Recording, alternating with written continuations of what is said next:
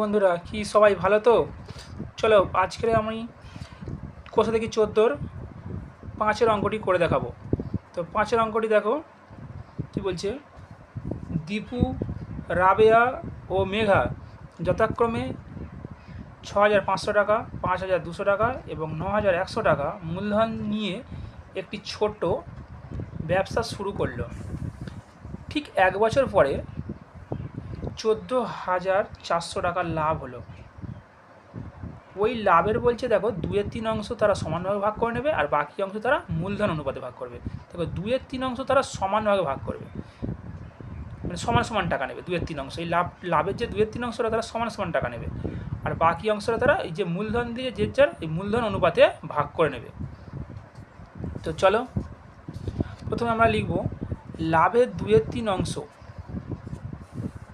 সমান কত টাকা হচ্ছে সেটা দেখতে হবে আগে আমাদের। তো এখানে দাগ দিয়ে দেবো, 5-এর দাগ নাম্বার দিয়ে দেবো। দিয়ে দেখো প্রথমে লাভের 2/3 অংশ, তাহলে আমরা লিখব 14,400 টাকা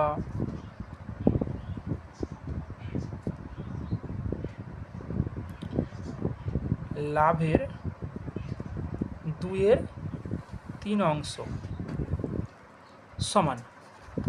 তাহলে আমরা কী করবো, 14,400 গুণ 2/3, এটাকে আমরা 3 দিয়ে কাটাকুটি করবো। 3 দিয়ে কাটলে দেখো আমরা পাশে একটা ভাগ করে নেবো, দেখে নাও। 14,400কে আমরা 3 দিয়ে ভাগ করবো, করলে কত হবে? 3 4 12, 2 4 নামলে 3 আসছে 24। তাহলে দুটো শূন্য আমাদের এখানে পাশে দুটো শূন্য বসে যাবে, ঠিক আছে? তো তাহলে আমরা কি পেলাম? আমরা পেলাম 4,800 টাকা। তাহলে 4,000, এটাকে কাটলে হবে 4,800 টাকা। তো 4,800 টাকাকে আমরা যদি 2 দেওয়া গুণ করি, দেখো পাশে গুণ করে নেওয়া হোক। 4,800কে অর্থাৎ 4,800কে আমরা যদি 2 দেওয়া গুণ করি, দেখো কি আসবে। 2 0 0 2 0 0, 8 দ্বিগুণে 16, 6 হাতে থেকে 1 আর 4 দ্বিগুণে 8 আর 1 9, 9,600 টাকা। তাহলে আমরা কত পাবো এখানে? 9,600 টাকা পাবো। তাহলে এই টাকাটা 9,600 টাকাটা তারা কি করছে, 2/3 অংশ হলো এই লাভের 2/3 অংশ, অর্থাৎ 9,600 টাকাটা তারা সমানভাগে ভাগ করে নেবে। মানে 3 জন তারা বন্ধু, এই যে দীপু, রাবে আর মেঘা, এরা এই 3 জন কী করবে, তারা সমানভাগে টাকাটা ভাগ করে নেবে, ঠিক আছে? ওটা পরে আসছি, আমি এটা আগে বার করে রাখলাম, পরে আসছি ওই অঙ্কটা নিয়ে। তো এবার দেখো এই অঙ্কে এখানে প্রসেসে কী বলছি, আমাদের যে যার মূলধন অনুপাত দিয়েছে। তাহলে মূলধন অনুপাত যেহেতু, তাহলে আমাদের এখানে কী করতে হবে? আগে এখানে আমাদের বার করতে হবে মূলধনের অনুপাত করে ভেঙে নিতে হবে প্রথমে। নেওয়ার পরে কী করতে হবে, আমাদের যে 2/3 অংশ বলেছে অবশিষ্ট টাকাটা মূলধন অনুপাতে নিয়েছে। তাহলে আমরা এখানে কি করব, এখানে অবশিষ্ট, এখানে লিখে দেবো অবশিষ্ট টাকার পরিমাণ। অবশিষ্ট টাকার পরিমাণ, অবশিষ্ট টাকার পরিমাণ। দেখো 14,400 টাকা, সেটা থেকে আমরা মাইনাস করব 9,600 টাকাটা। কেন মাইনাস করলাম? কারণ হচ্ছে এই টাকাটা তারা অনুপাতে নেবে না, এই টাকাটা তারা সমান ভাগে নেবে। আর বাদ বাকি টাকাটা তারা কী করবে, অনুপাতে ভেঙে নেবে, মানে ভাগ করে নেবে, যেভাবে অনুপাত দিয়েছে, টাকার অনুপাত, মূলধনের অনুপাত যেটা রয়েছে। তো তাহলে আমরা এটা যদি মানে বিয়োগটা করি, দেখো 14,400, এটাকে যদি আমরা বিয়োগ করি 9,600 দিয়া, শূন্য করতে 0 0, এখানে 14, 8 6 14, হাতে থেকে 1, 9 1 10, 4 দেওয়া। তাহলে আমরা কত পেলাম? 4,800 টাকা, অর্থাৎ 4,800 টাকা। এই টাকাটা অবশিষ্ট টাকা, এই টাকাটা কি করবে মূলধন অনুপাতে, যে যা মূলধন দিয়েছে সেই মূলধনের অনুপাতে এই টাকাটা ভাগ করে নেবে। আর এই টাকাটা কি করবে তিনজনে সমান সমানভাবে নেবে এই টাকাটাকে। তো চলো আমরা প্রথমে লিখব দীপু, এখানে লিখব দীপু, রাবেয়া ও মেঘা, দীপু, দীপু, রাবেয়া ও মেঘা মূলধনের অনুপাত, মূলধনের অনুপাত। দেখো মূলধনের অনুপাত দিয়ে আমরা কি করব, তিনজনের যে টাকাটা দিয়েছিল সেই টাকাটা আমরা মূলধন অনুপাতটা দিয়ে বসাবো। দেখো প্রথমে দিয়েছি দেখো 6,500, 5,200 আর 9,100। তো আমরা এইভাবে বসাবো। দেখো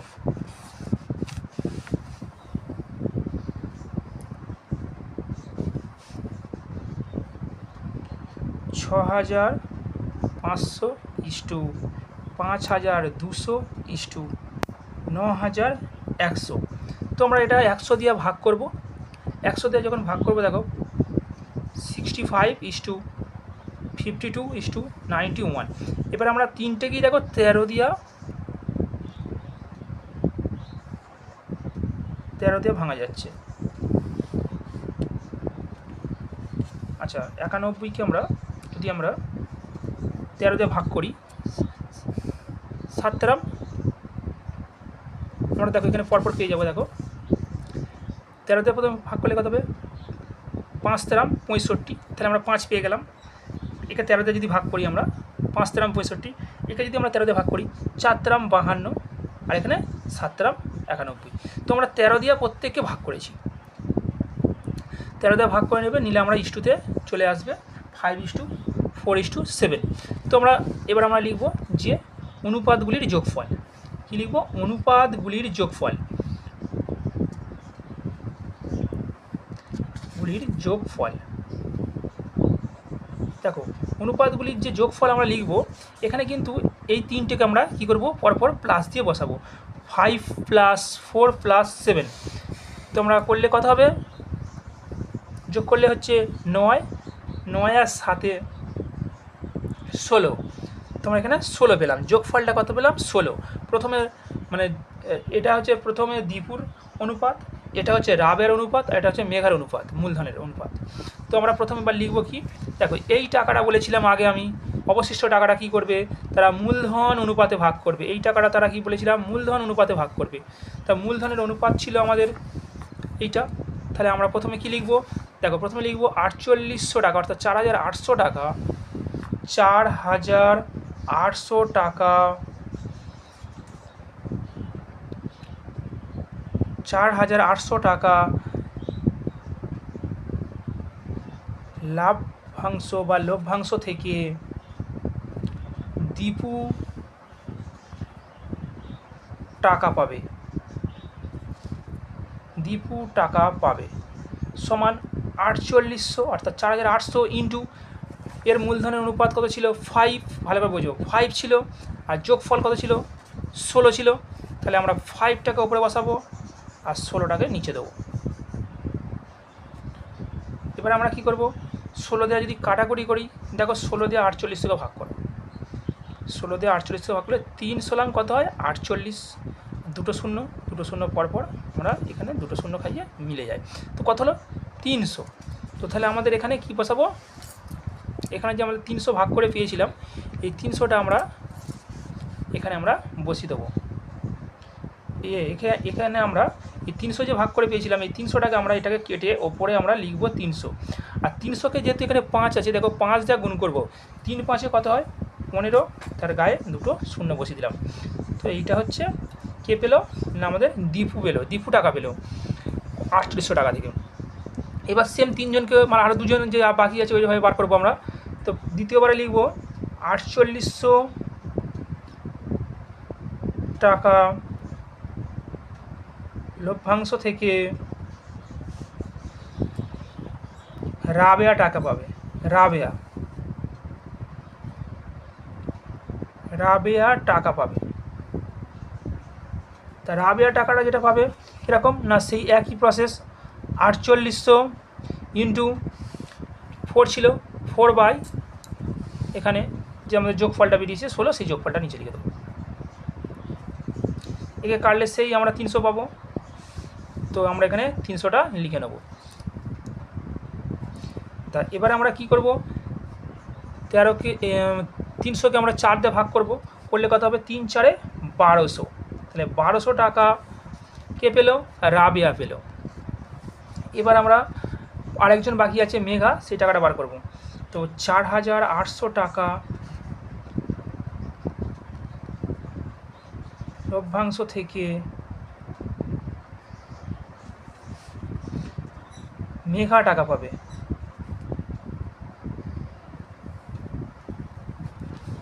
তো 4800 গুণ 7 অনুপাত ছিল, আর নিচে যোগফল 16 ছিল। তো আমরা 16 কাটলে 300, অর্থাৎ 3 7 2100 টাকা মেঘা পাবে।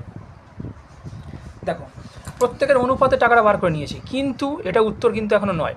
কারণ কি বলেছিল, এই টাকাটা বলেছে যে তারা আবার সমান ভাগে ভাগ করে নেবে। নেওয়ার পরেতে বলেছে কে কত টাকা পাবে, ঠিক আছে। তো তাহলে আমাদের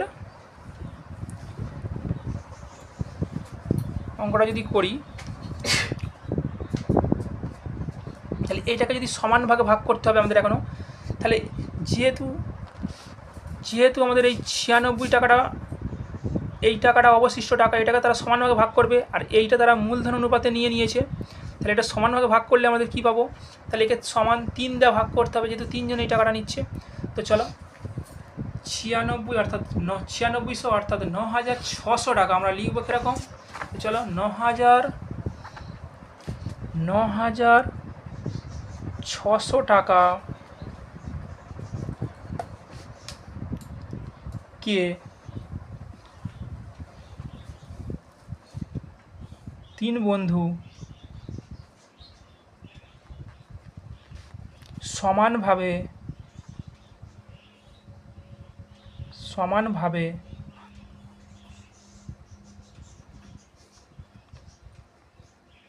ভাগ করে নিলে প্রত্যেকে টাকা পাবে।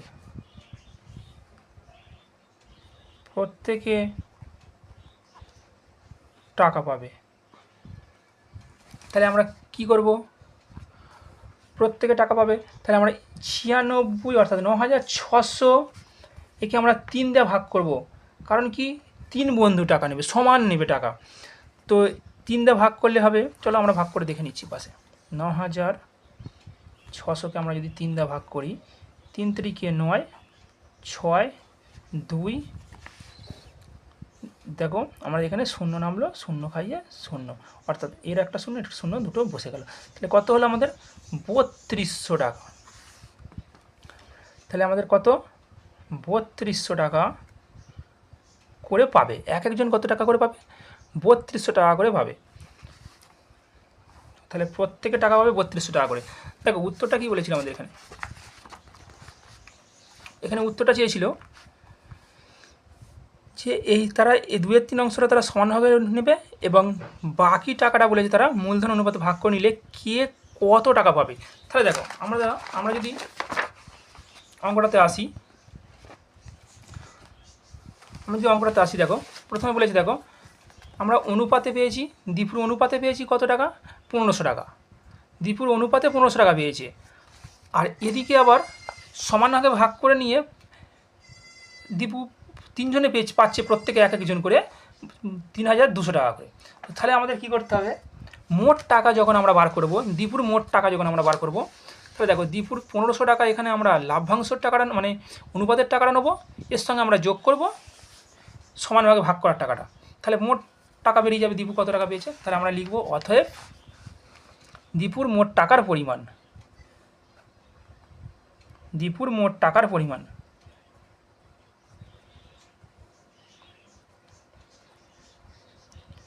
সমান, দেখো এখানে তাহলে আমরা অনুপাতে টাকাটা পেয়েছিল কত, 1500 টাকা অনুপাতে পেয়েছিল, আর সমানভাগে ভাগ করতে প্রত্যেকে পাচ্ছে 3200 টাকা করে। তাহলে এই দুটো টাকা আমরা কী করবো, যোগ করে নেবো। তাহলে যোগ করলে কত হবে, 2 শূন্য 7 আর এখানে 4, 4700 টাকা পেলো, মানে অর্থাৎ 4700 টাকা পেলো দীপু। ঠিক সেম প্রসেসে পরের জন্য বার করব, রাবেয়া টাকা পাবে বা রাবেয়ার মোট টাকা, রাবেয়ার মোট টাকা পরিমাণ।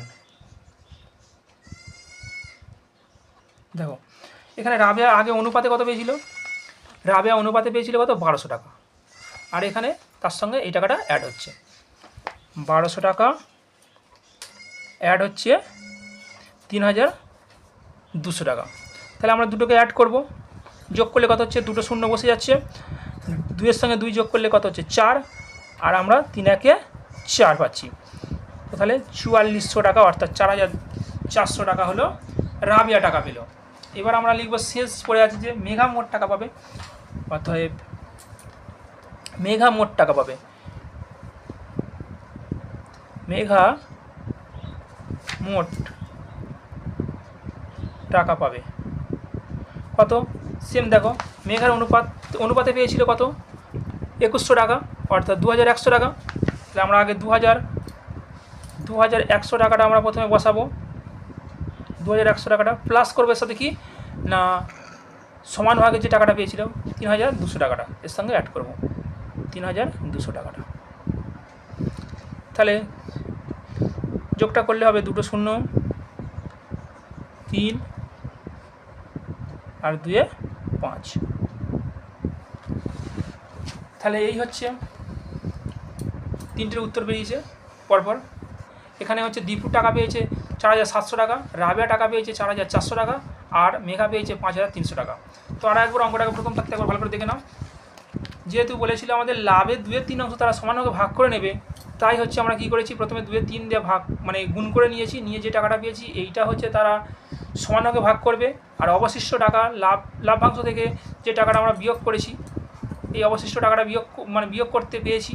তাহলে এবার হচ্ছে এই অবশিষ্ট টাকাটা কী করেছে, মূলধন অনুপাতে ভেঙে নিয়েছে। তাহলে মূলধন অনুপাতে তারা ইস্টু দিয়ে মূলধনের অনুপাত আমরা বার করে নিয়ে সেটাকে কী করেছি, প্লাস করে দিয়েছি, যে অনুপাতগুলো যোগফল করেছি, তারপর পরপর যেটা হয় আমরা যে লাভ্যাংশ দিয়ে আমরা পরপর বার করে নিয়েছি। কিন্তু লাভ্যাংশটা কী হবে, যেটা অবশিষ্ট টাকাটাকে ভাগ করেছি, সেই অবশিষ্ট টাকাটাকে কিন্তু আমরা লাভ্যাংশের অনুপাতে ভাগ করব, ঠিক আছে। তো মূলধনের অনুপাতে ওই টাকাটাকে ভাগ করে নেওয়ার পরেতে দেখো পরপর ভাগ করে নেওয়া হয়েছে, নেওয়ার পরেতে আমাদের যে টাকাটা এইটা ছিল এইটাকে সমানভাগে ভাগ করেছে 3 বন্ধু, এই জন্য আমরা 3 দিয়ে ভাগ করে নিয়েছি, 3 বন্ধু সমানভাবে টাকাটা ভাগ করে নিয়েছি। নেওয়ার পরে কি করা হয়েছে না,